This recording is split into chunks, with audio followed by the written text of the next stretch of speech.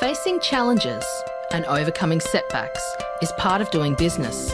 Whether you have the expertise to survive them or not could mean the difference between success or failure.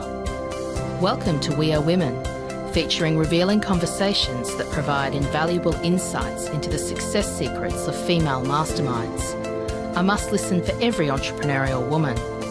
Now here's your host, Janeen Vosper. Morning, good afternoon, good evening, depending on where and when you are listening to this episode of the We Are Women podcast. I am Janeen Vosper, and today I have Sandra Gartner. Now, Sandra understands small business. She was born into a small business family, so it's in her blood. I'll be interested to see what that blood looks like, Sandra. Having built and sold a multi-million-dollar company, she knows what it takes to be successful. Over the past 12 years, Sandra has solely focused on coaching small business owners to create the future where they can fully reap the rewards for their effort. And I know we put a lot of effort in as small business owners, so to be able to get those rewards and knowing how to do that, this is going to be a great listen. Working with over 1,000 business owners, from local startup to entrepreneurs, to international well-established businesses, she produces results with her insightful, inspirational, and results-focused approach. Her unique approach is in developing the owner's self-leadership skills while supporting the implementation of a business improvement plan.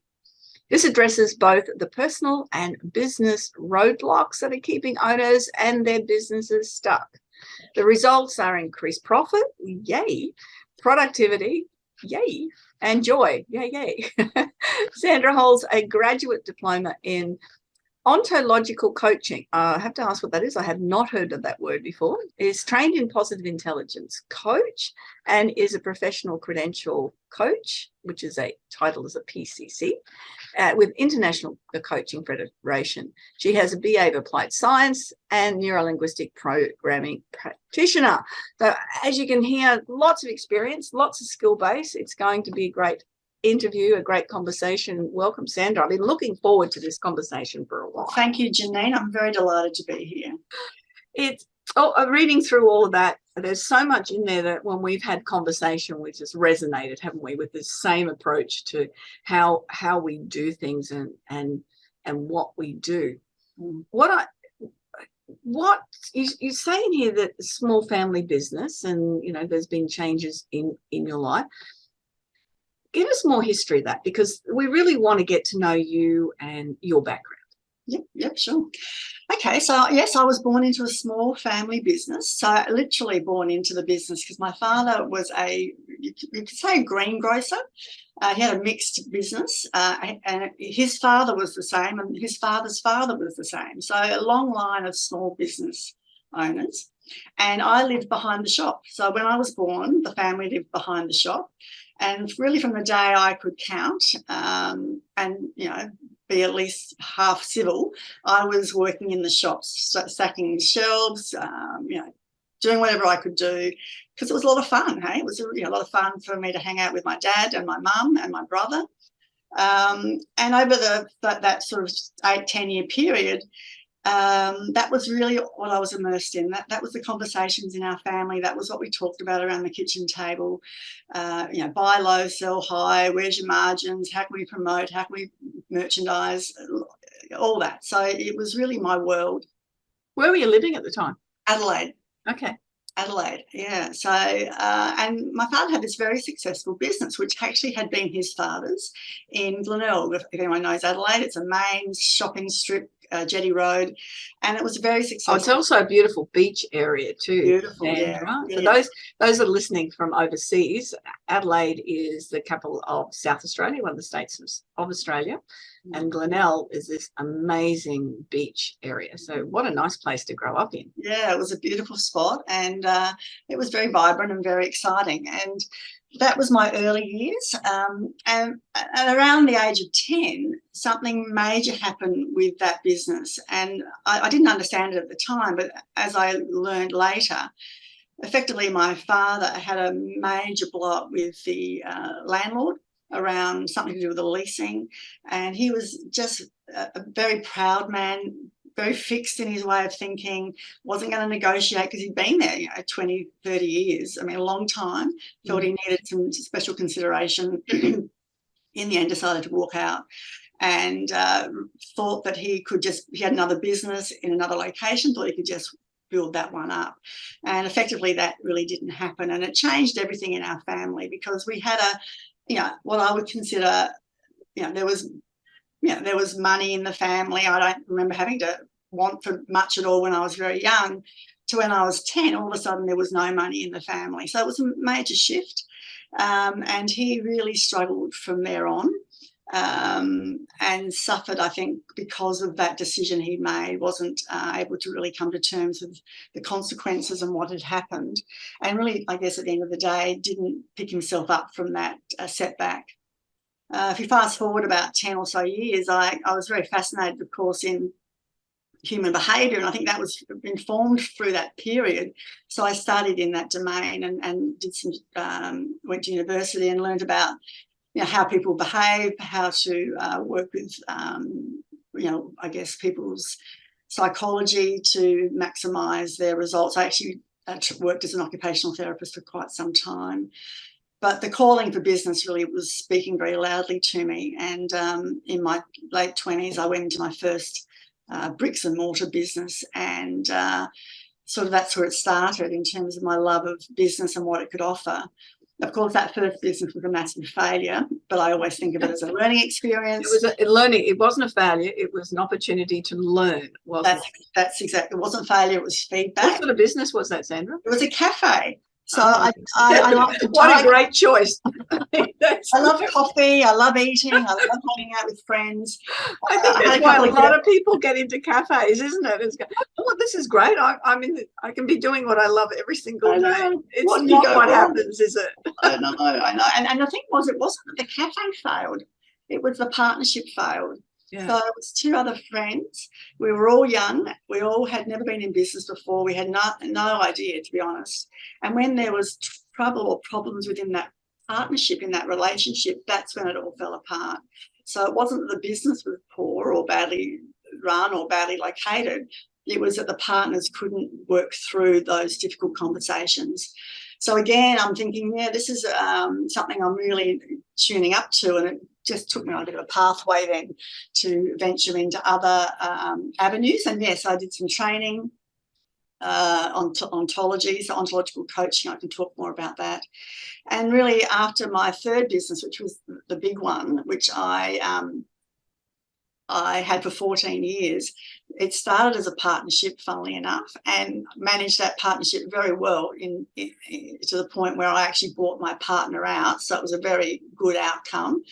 And then I sold it 14 years later. So that was a great success, because I started that business with a very clear intention of wanting to create a home-based business, to start a family, and then to grow it as I could have the more time and availability to get it. And what was that business, Sandra? It was a wholesale. It started as a wholesale distribution company. So I was wholesaling health and wellbeing products into retailers. This is in the 90s, early 2000s, and they're Australian brands. And it was really at the start of the wave of all that natural therapy movement in many ways. And I got onto that wave and rode it, and went down the pathway of having agents or sales agents in other states. And then we went down, started importing some products as well, formed another partnership, and then I sold my business to that other partnership. So I sort of got the notion of why partnerships are great, but they do, of course, take work, and you've got to be able to manage those conversations and the difficulties that ultimately arise.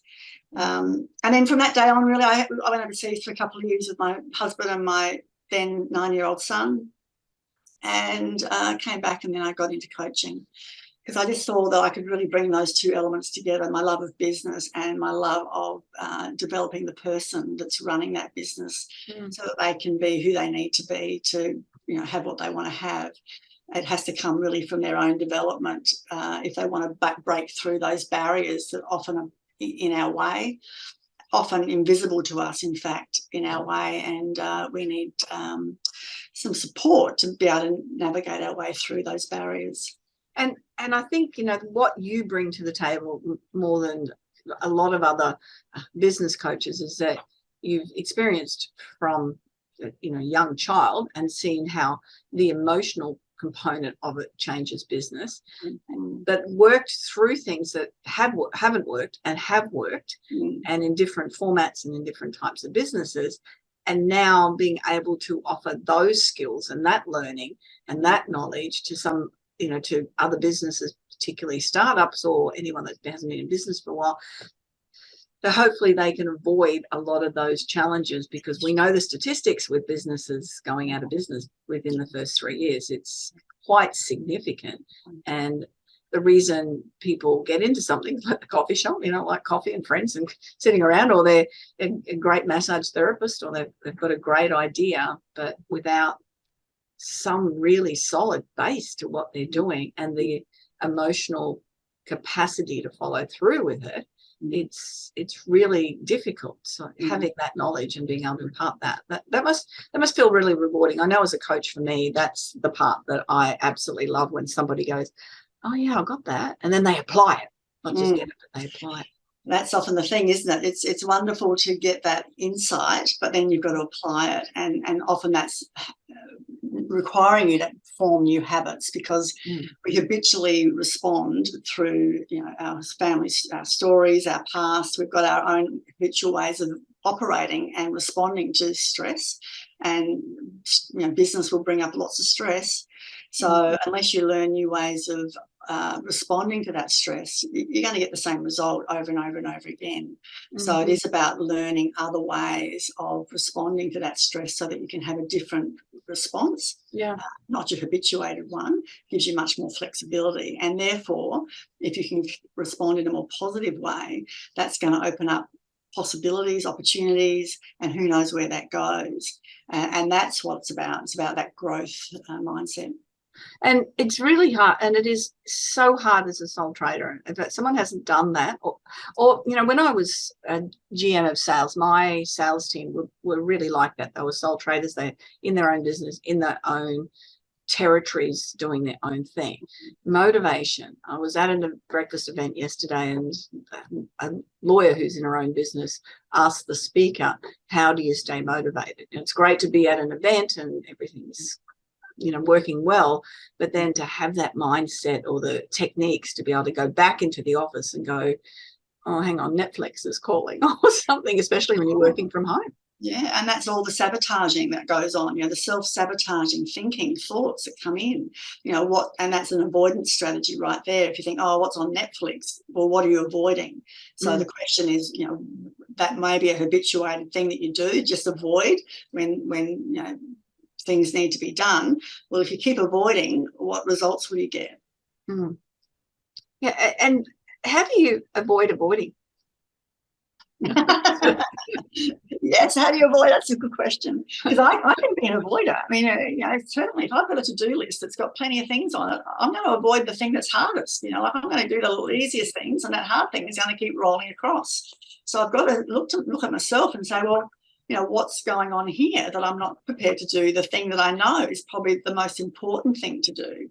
Why am I in that avoidance strategy? So yes, look, it's always, there's nothing new here. You can hear this said many ways, but it's definitely first and foremost, it's about awareness. So for me, okay, I'm avoiding that hard thing on my list. I'm noticing I'm avoiding it. So there's that saboteur, that sabotaging thinking coming through. I know I need to do something about that. So how do I redirect myself? So awareness is first. We need to know that we're avoiding, and again, that's often the hardest piece, because we don't have any visibility around that. We just do what we habitually do. Don't even know it, just how we operate. It's just that same track we're going down, that same neural pathway I'm going to avoid, and then justify and rationalise what we avoided. So then you've got to be aware of it, then do something to intercept it. So something very simple. I always say to people, look, when you notice you're avoiding, just take a moment, take a few deep breaths, do something to intercept that mindset. I'm going to, in that example, that thing about let's go and watch that Netflix series I'm so into. Let's go and watch an episode, and then I'll come back to my to-do list. Well, if you notice that, hey, just sit with that for the moment. Do some breathing. Do something that brings you back to you. So often breath is easy, or some tactile thing, just for a few moments. Just notice it. So it's really a bit of mindfulness, if you like to put a word on it.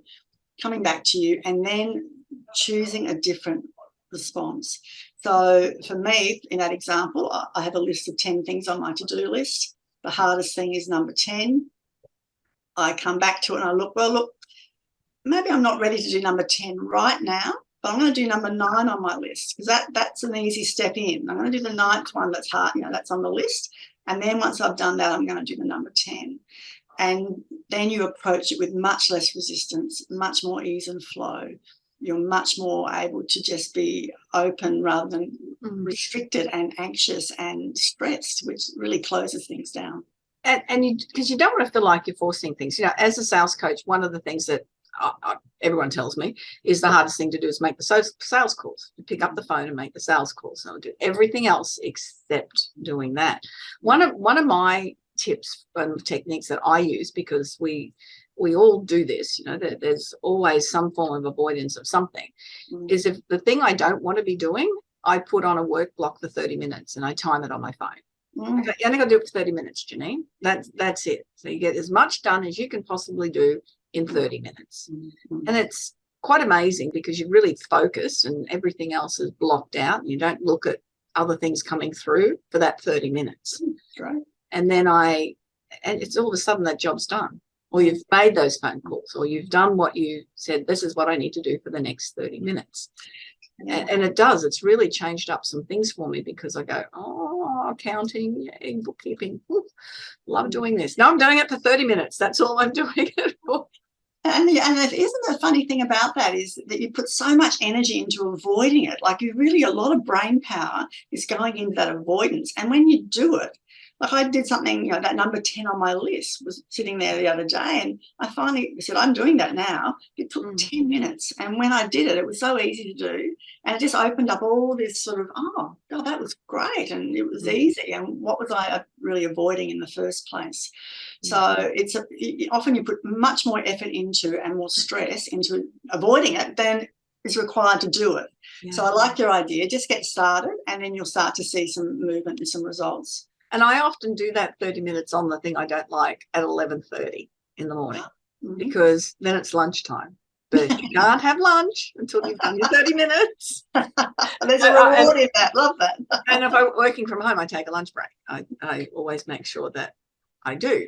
And so, okay, we can't have lunch break and get rewarded. And the reward is to stop for 30 minutes then for lunch and I think that's such an important factor for everyone who is working from home, is to give yourself that time. You get up and walk around every so often, that's always a good thing, but to take the time, take the lunch break, and make sure that you can recharge yourself, and that you whether that is, maybe for some people, what I used to do in winter, what I do in winter is I go for a walk for 30 minutes and just move the body. Certainly not doing, I got in my car this morning at 10:30 and it said it was 40 degrees outside. Now, people listening to this, they're going to probably be listening this months afterwards, but we're recording it in March, and it's 40 degrees outside. Autumn, not even summer. No. I know, it's absolutely crazy. Now, so we've talked, and part of that is doubting yourself, isn't it? That's a big issue. Well, that's again sabotaging. So doubt is really about self-judgment. We're just judging ourselves, and this is really insidious.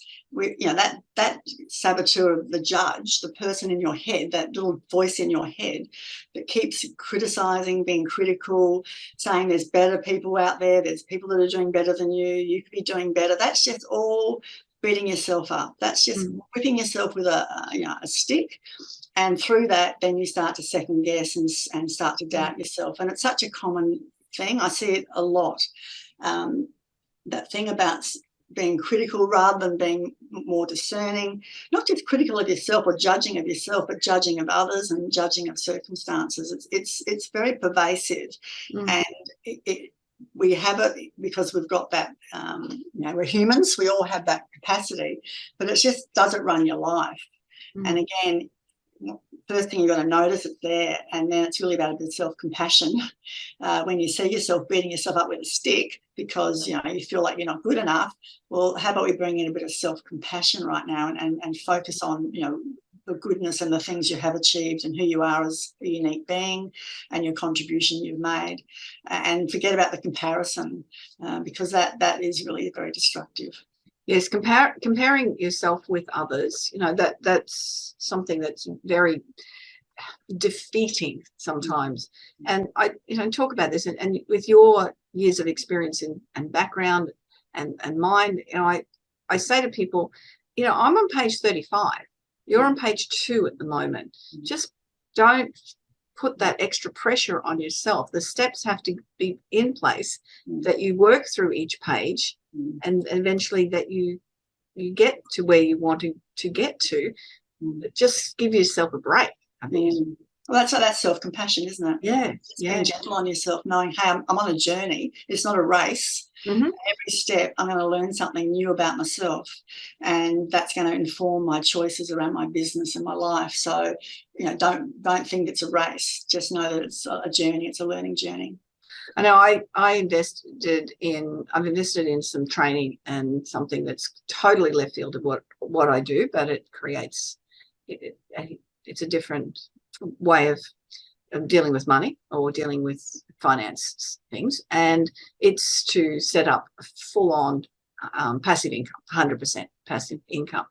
And I signed up for it, and I'm thinking, all right, I listened to the first video yesterday, and I thought, this is my future. I don't need to rush at this now. I need to take the steps, do the training that I'm being given, but not have to think there's a deadline on it. There's a building of knowledge to that's what we've done over the years, is build our knowledge to be able to now offer that to someone. This is something so foreign to me that I have no idea about. And I had to pull myself back, go, just take those steps, Janeen. I'm starting on page 1 with this. Well, I'm actually starting in the forward of the book. I have no idea about it. And that's learning, isn't it? We're always, when we're starting to learn something new, we're always starting, on page 1. So it's a continual cycle of learning, relearning new things, and that's what keeps life interesting. Challenging ourselves, putting ourselves forward like that. Yes, and a lot of people, call it that imposter syndrome, or am I good enough to be doing this? Who am I to compete with whoever else is out there, and that judgment of self compared to somebody else, and that comes back to that you are you. That's it. And that's unique and beautiful and wonderful. And let's just work with that. And sometimes people have lost sight of that. And so it's about really connecting back in with the true essence of you, who you are, and your expression in the world. And you've just chosen business as a vehicle of your expression in this domain. You've got other ways of expressing yourself, but I'm very much interested in your expression of yourself through your business, and how can we grow that and grow you alongside it. There was a wonderful saying going back to the comparison. I think it was Eleanor Roosevelt said, comparison is the thief of joy. And I love that. Yeah. So if you want to lose joy, just compare yourself. Yeah. Yeah. And it is human nature to do that. And just pull back on it and give yourself a break and recognize it. And that's what you said before, that when you're looking at the avoidance or the procrastination, is question it, go recognize it, go, oh, I'm doing that, and then ask, why am I doing that? What am I avoiding? What's the cost of my avoiding? What's the payoff? Because there's often a payoff too, right? We do these strategies because they work for us, and we learnt them very early on. So we often have a few favourites, a couple of favourites that we operate through, and they've worked for us in the early years for whatever reason. Kept us safe, kept us connected, kept us in the family, all that stuff, good stuff, and they've still got value. So there's still value in that. Like, as I said, the avoider, and I can recognise the avoider in me. I like to keep the peace. So I have a tendency to want to avoid conflict. Well, that doesn't help me in relationship. I have to learn when there's conflict, I have to step into it and know how to deal with it. Because my natural tendency, if I just habitually went down the normal pathway, which I learned from a very early age, would be to pull back, to just get out of that place. But the gift in that avoider strategy is I'm a terrific negotiator. I can really mediate. I can get two teams together, two people together that are in conflict, because I have that natural ability to see both sides and want to form some sort of unity or get some alliance or get them back together. So there's a gift in the avoider. The problem is, when it's overdone, there can be a cost. So you've got to recognise, again, it's not bad, it's just overdone, and it keeps you stuck in a certain way of operating. We need much more flexibility if we want to be able to navigate life's challenges, because, you know, it's so uncertain. Yes, and yes, definitely flexibility and not hard focused, and what we think and believe is only a thought. It's not a reality. There you go. And that's ontology right there. Is that what it is? That's where I was going to come with that. Very good. I'm on the ball. That's it. I didn't know that really. But that's something that I'm a true believer in. Exactly that is. It's just a thought. So tell me more about ontology. Ontology. Okay, so that it's effectively a branch of philosophy, and it's really about reality, the creation of reality. And if you want to think of it this way, there's different layers of reality. So like we talk about first order reality, it's stuff that's undisputable, like gravity. We all agree gravity exists, so it's absolutely given. That's reality, first level. Second level reality might be, the currency system, dollars. They're only a bit of paper, right? But we've assigned value to them, and we've all agreed as a society that this monetary system has got intrinsic value. But really, it's just an agreement amongst a lot of people that that's what it is. So that's second order reality. The interesting one is the third order reality, which is what we make up ourselves, and most of it is what we make up ourselves. We interpret the world. We don't interpret the world as it is. We interpret the world as we are, and that's the distinction. So through all our history, our cultural context, through our experiences, when we see something like I'm seeing you right now, I'm seeing your background, I'm seeing a whole lot of things on this screen, I am making up a story in my head about Janeen Vosper. Now, it may be totally off key, might be off base, although we have met, so I do have a sense of you. I know you, I've spoken to you before, so I'm pretty sure it's not that off key. However, it's effectively in my head. And what I make that mean, what I make that reality mean, informs a lot of things that are available to me. So, for example, if I thought you were a scary, person, first of all, I probably would have said no to this podcast interview, right? Well, hey, you're not a scary person, but I might have interpreted you as a scary person for some reason, and therefore this opportunity of being here today would never have materialised. If you give me bad customer service, Sandra, I can be a scary person. Okay, thanks for the warning. So it's very informed, as does our moods and our emotions. So, we're a whole system. We're our language, which is our words and our thoughts. So we've talked a bit about thoughts, we're our language, how we communicate. We're our moods and our emotion. So that informs how we view the world. So if I'm living from a mood of resignation, for example, a mood of resignation, then I am not going to see opportunity. I'm going to think the world is against me. Yeah. I'm not going to see the opportunity that you present or anyone else presents necessarily, because I just feel that I'm resigned to my life and I have no influence over my life. I have no agency over my choices. It's just coming at me and I've got to put up with it. So that mood is very important. And the third aspect really that we deal with in ontology is the body. So the body is a wonderful instrument for bringing awareness to how we're showing up in the world, how we get perceived in the world, it's definitely a vehicle for us to develop, because we often, again, think we just operate from the head up. It's all intellect, it's all thoughts. There's nothing below the neck. Well, the body is a wonderful instrument for wisdom, and we need to bring the body into our decisions, not just our thinking. And that's where the wise knowledge can come from. So yeah, that's oncology. It's a beautiful area. It's a really interesting area. And I trained with a college down in Melbourne that basically trains coaches, ontological coaching. So that's my approach. Fascinating. That's definitely resonates so much with what creates interest in me, is learning more about that, because it's so, and a lot of the other subjects I've studied over time talk about, you know, the values and beliefs and why we make decisions. So I'm just finding that absolutely fascinating. And particularly, you know, I heard someone speak last night, and they were talking about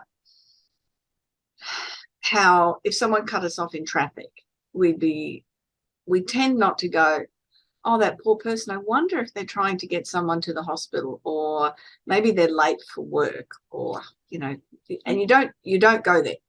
You just go, gosh, they cut me off. It's a totally different space that we just don't go to, and particularly in instant, you know, when something affects us instantly, we go into straight back into a belief of, oh, someone's done me wrong by doing that. So that's a wonderful example of just that habituated response. Something happened, a stressor, a trigger, and you immediately went to something. Someone's doing something to me, like I'm getting cut off, I'm being, you know, imposed upon, and that can raise, you know, certain feelings, anger, you know, whatever, stress. But you're right, it could be a whole lot of other circumstances that you are unaware of that would have changed maybe your response had you, again, just come back to you know, yourself thinking, you know, okay, it's obviously stressful, whatever's going on, I'm feeling the stress, it's rising in me. Let's just center the body, let's center ourselves, and then maybe think differently about the situation. How that looks. I mean, at the very least, it's going to stop you having a miserable time in the car getting to where you're going. Absolutely, yeah, absolutely. I have to not tell people to put a little sticker in their car with the 3 letters NMP on there, and so that every time you're driving along, if something happens like that, it's just not my problem. Yeah, and just let it go. And it's a visual reminder. We can, oh, look at that car there. They haven't got the kids in the seatbelts. Not my problem. Just because otherwise you'll take it away, and I was driving somewhere today and I didn't see the kids in the seat. You know, you'll tell the story multiple times, and in that intensity that you build up when it was something that was not your problem in the first place, and you couldn't influence necessarily because you're in a car. Correct. But, that's right. And so you're carrying all that stress and anxiety around with you, and where does that take you, you know, on a daily basis? Well, it takes you out of ease and flow. It takes you out of that congruency. And how much better is it when we know we're in that place of, okay, this is what I need to do. I'm going to do it effortlessly. It's not going to be difficult. It's not going to be hard. I'm just going to, you know, work through it.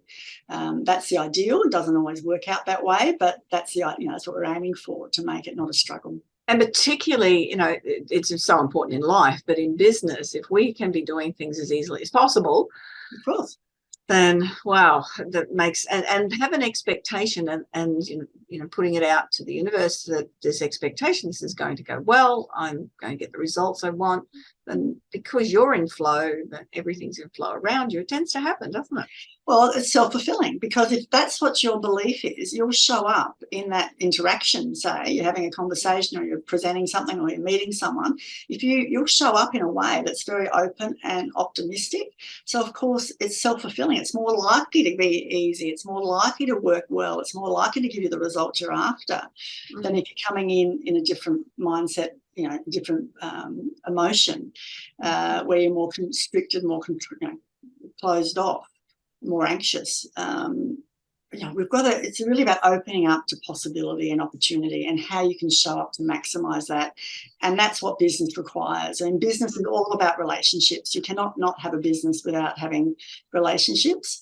And the better we are at building, developing those relationships, and dealing with the difficulties that arise out of those relationships, the better we're going to be, and the healthier. Back to wellness, your comment about wellness. We're going to be able to have better relationships, have better well-being, and ultimately have more successful businesses in life. And is that part of your whole business model when you're coaching? Is in that space? Yeah, that's right. So I have this whole piece that I do at the beginning. So it's a foundational piece. It's like if you're going to build a house, if we're going to take your business to the next level, because mostly people come to me when they're stuck, they're at a plateau.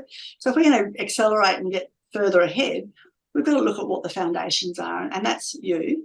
So I do a foundational piece, which is the positive intelligence piece, and that's a 6-week program, which is done via an app. So it's a really highly developed program, which is effectively making you aware of those sabotaging tendencies, like the avoider, like the judge, and reprogramming neural pathways to choose better responses. So if we can get you more tuned up, so it's basically a tuning up of the way you operate.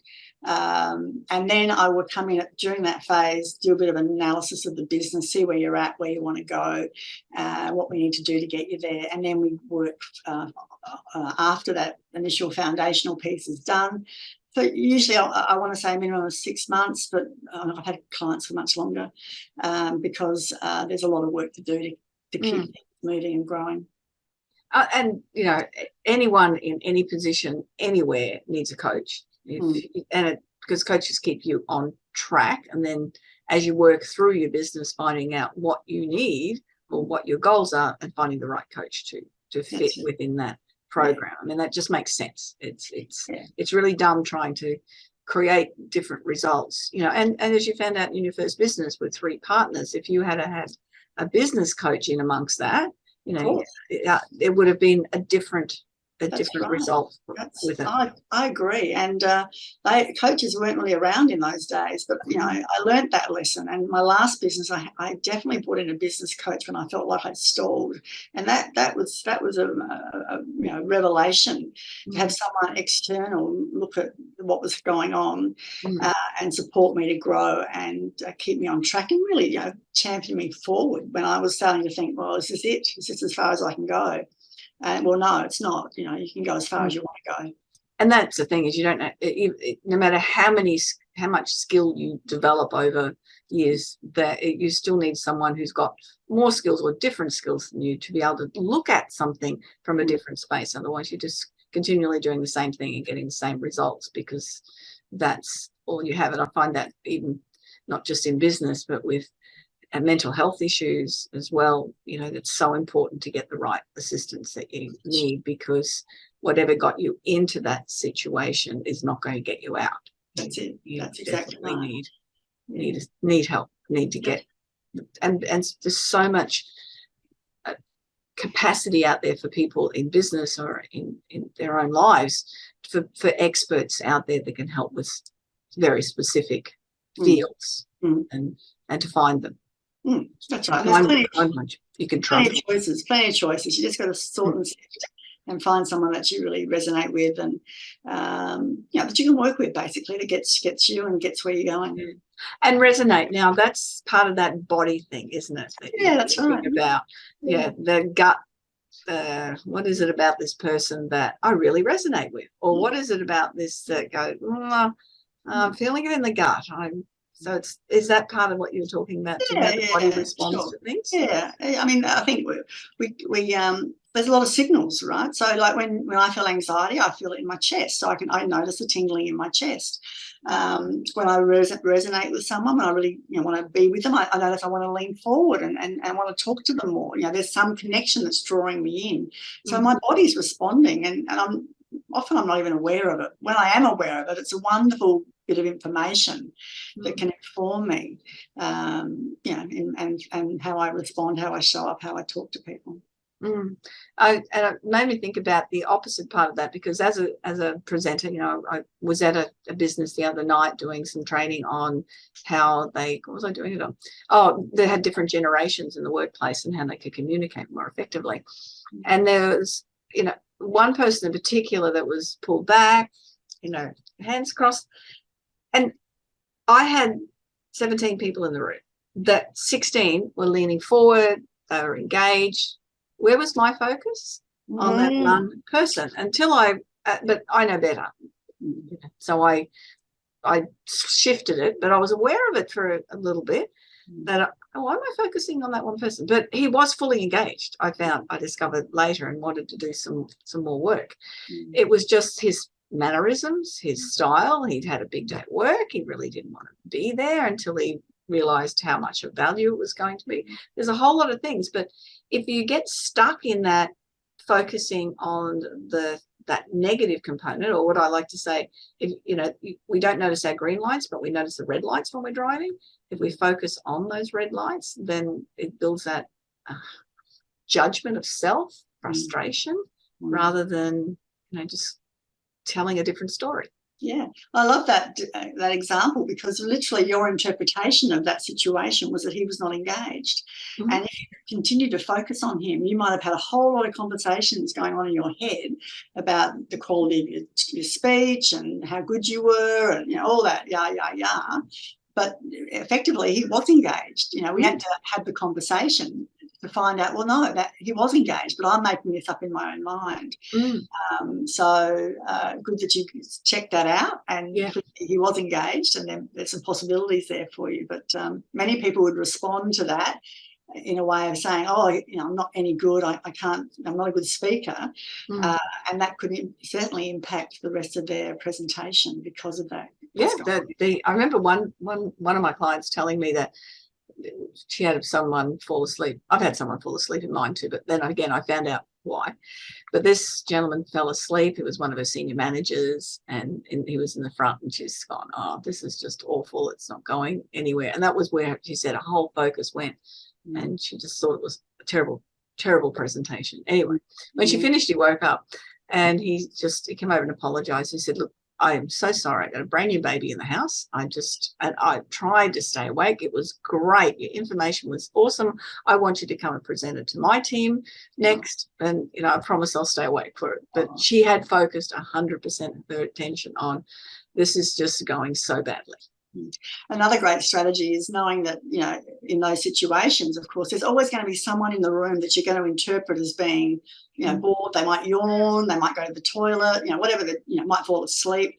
So you just got to rethink it. Like before you go on stage, this possibly may happen. Okay, it's happened before. It may happen. If it does happen, do what you do and refocus on someone else in the room that is engaged, because then you will continue to go with ease and flow and do a magnificent job, rather than getting pulled down that negative spiral of thinking, oh, I'm not doing so well and he's fallen asleep.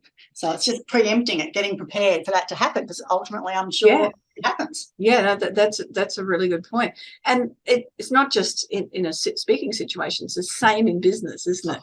It's, oh, I've had this lousy customer, or I've had this has gone wrong, but you've had 30 other great customers. Or, that's what went right with them.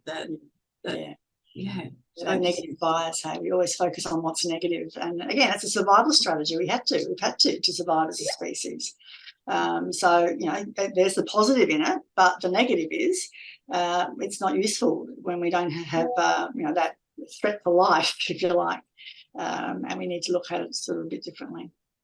Yes, yeah, and even how the body responds, and that's part of it, so that I said about the gut, but it's not just that, is it? It's the whole wellness of the body as well, the interaction.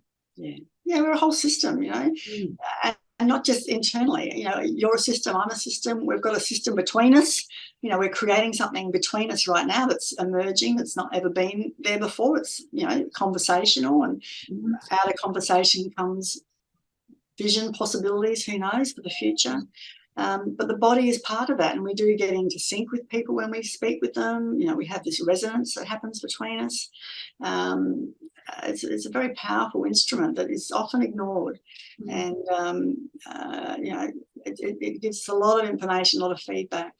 And as you say, early on you said, you take yourself off for a walk at lunchtime. Well, that's about just getting out and getting some air into the lungs, getting a bigger perspective, seeing something new and fresh in the world, rather than just a computer screen, and then coming back. So your body's been refreshed, nourished, moved, and then you can come back with more energy, better approach. So that's a deliberate action to support the body, to keep you in peak performance. I must admit, I used to do it a lot more when I was in the GM role. I used to do it a lot, and even during summer, 30-something degrees, and I would get in the car and I would go and eat my lunch at one of the local parks or in the bush or something, just to shift out of that space. And that's a bit what you were saying, just recognizing something or shifting or taking a deep breath or something that works for you.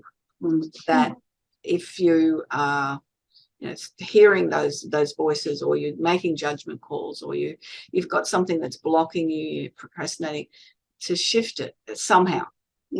That's it. And there's many strategies, and people have their favorites, as you say. I just, often I take deep breaths, just to pause, so there's a bit of a break in my response. But I'll take some deep breaths in the moment. Before any coaching conversation, I'll spend a few minutes really getting focused and centered, so that I'm totally able to be present with you.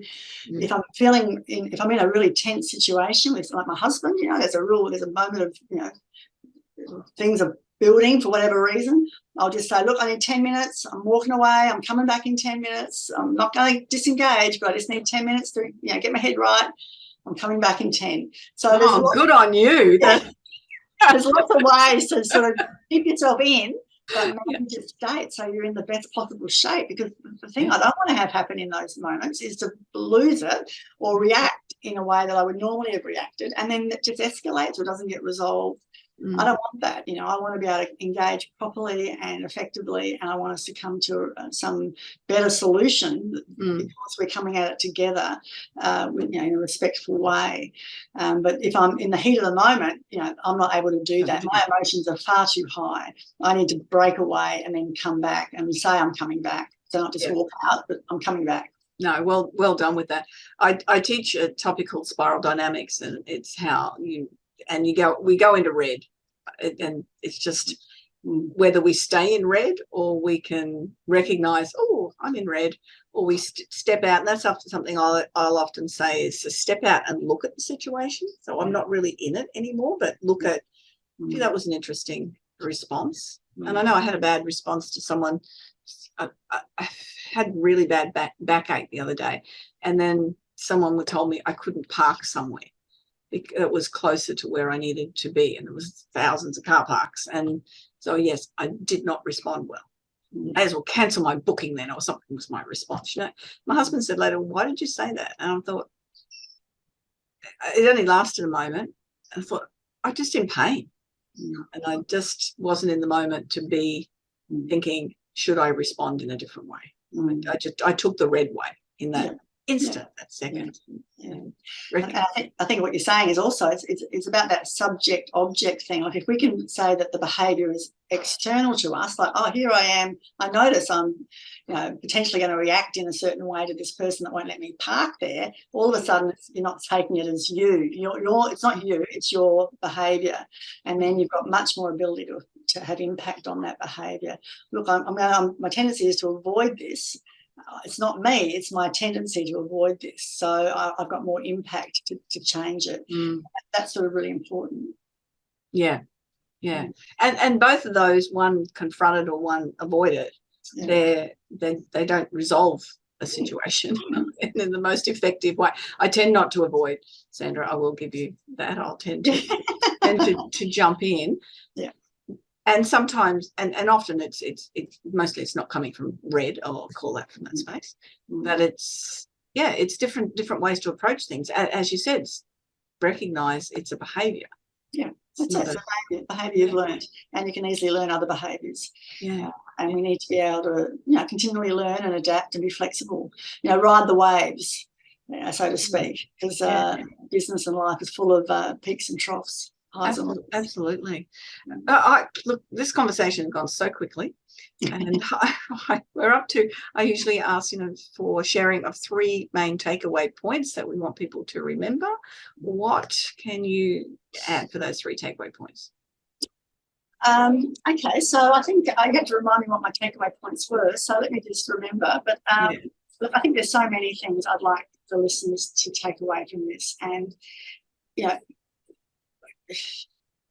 barriers are often self-imposed. We can't see them, and know that you can move around, move through, move over barriers if you're willing to build your awareness. So build some awareness, and sometimes you need someone to help you with that. Sometimes you can do it yourself. But we've got to, first of all, be aware that those barriers are there, and the behaviours that we've used previously may not get us through them, whether that's in business or in life. So definitely that's important. The other thing I'd like people to, I guess, take away is the importance of what I call mental fitness, learning ways to deal with those life's negative, or how we tend to habitually respond in a certain way, and we want to shift that to a more positive response. So build your mental capacity, build mental fitness.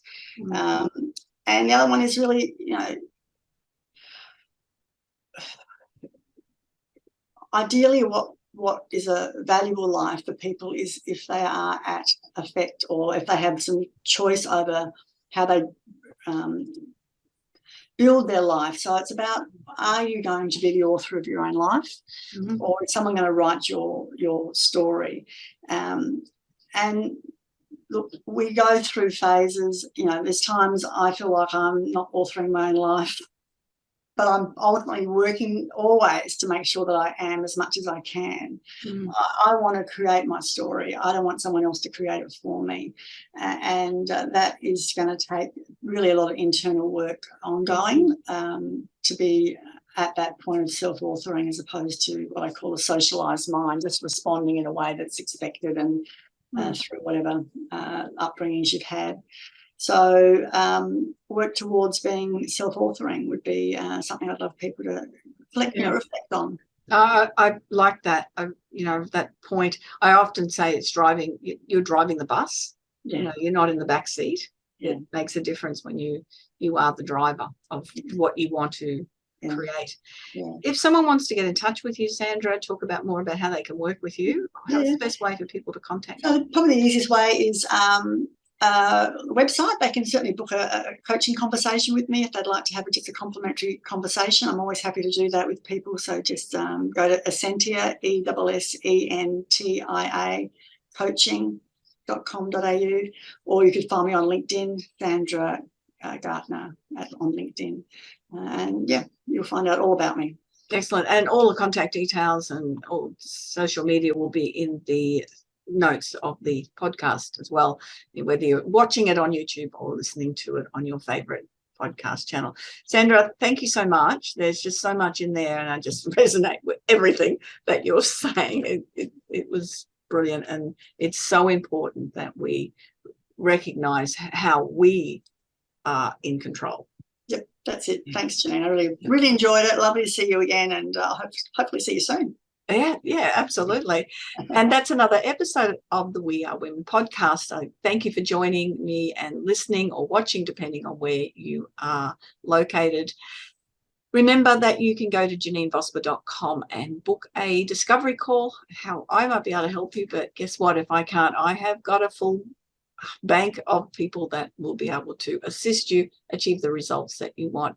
Have a fantastic day, week, month, year, whatever you're up to, and I look forward to you joining me next time on the next episode of the We Are Women podcast. Bye-bye for now.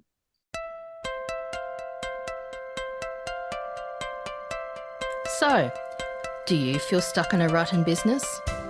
Visit speechperfect.com.au and download Janeen's free ebook to avoid the 5 most common stumbling blocks women face in business. It's jam-packed full of tips to overcome the barriers that could be holding you back from the success that you dream your business will be. We would love you to leave a review of today's episode and share this podcast with other women in need of entrepreneurial inspiration. Subscribe to the next episode now and join the We Are Women community.